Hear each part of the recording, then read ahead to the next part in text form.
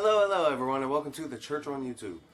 Today is my first sermon, so I'm probably going to be pretty horrible with this. It took me a long time to get to this and get to my first sermon because I couldn't figure out which part of the Bible I wanted to go over first. Well, I was talking with a friend and he helped me decide that it'd be best to just start at the beginning. So let's start at the beginning. Genesis 1, the story of creation. In the beginning, when God created the universe, the earth was formless and desolate. The raging oceans that covered everything was engulfed in total darkness, and the Spirit of God was moving over the water. Then God commanded, "Let there be light." And light appeared. God was pleased with what he saw. Then he separated the light from the darkness, and he named the light day and the darkness night. Evening passed and morning came. That was the first day. Then God commanded, "Let it divide the water and to keep it in two separate places." And it was done. So God made a dome, and it separated the water under it from the water above it. He named the dome Sky. Evening passed and morning came. That was the second day. Then God commanded, "Let the water below the sky come together in one place, so that the land will appear," and it was done. He named the land Earth, and the water which had come together he named Sea. And God was pleased with what he saw. Then he commanded, "Let the earth produce all kinds of plants, those that bear grain and those that bear fruit." And it was done. So the earth produced all kinds of plants, and God was pleased with what he saw. Evening passed and morning came. That was the third day. Then God commanded, "Let lights appear in the sky to separate day from night and to show the time when days, years, and religious festivals begin. They will shine in the sky to give light to the earth," and it was done. So God made the two larger lights, the sun to rule over the day and the moon to rule over the night. He also made the stars. He placed the lights in the sky to shine on the earth, to rule over the day and the night, and to separate the light from darkness. And God was pleased with what he saw. Evening passed and morning came.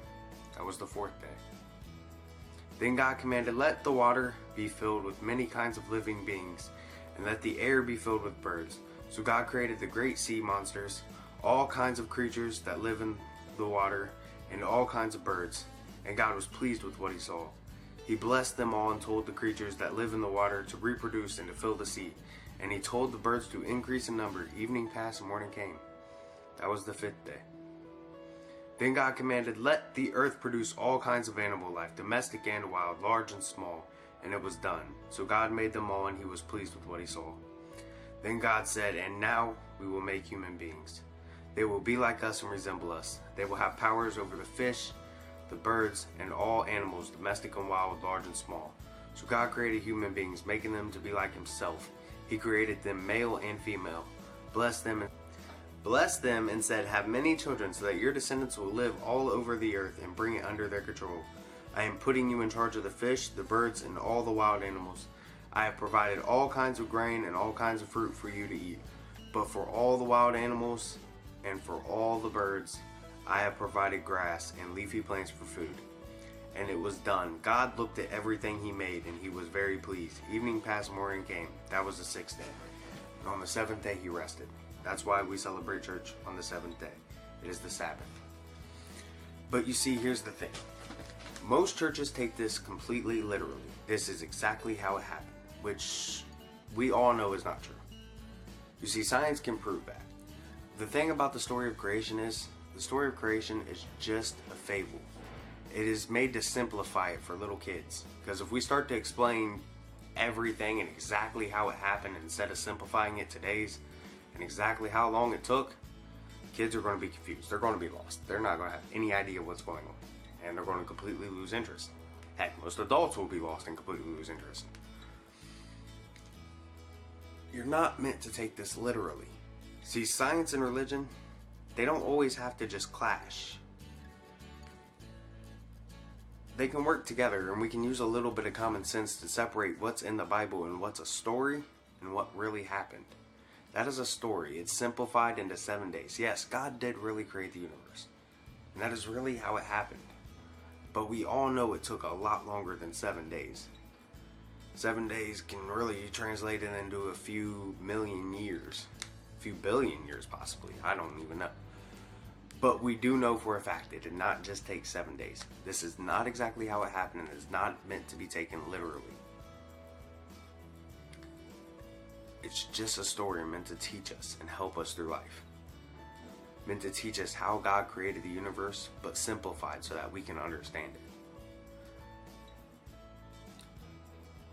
All this fighting between non-religious people and religious people is pointless. Yes, I know, a lot of Christians now are kind of jerks.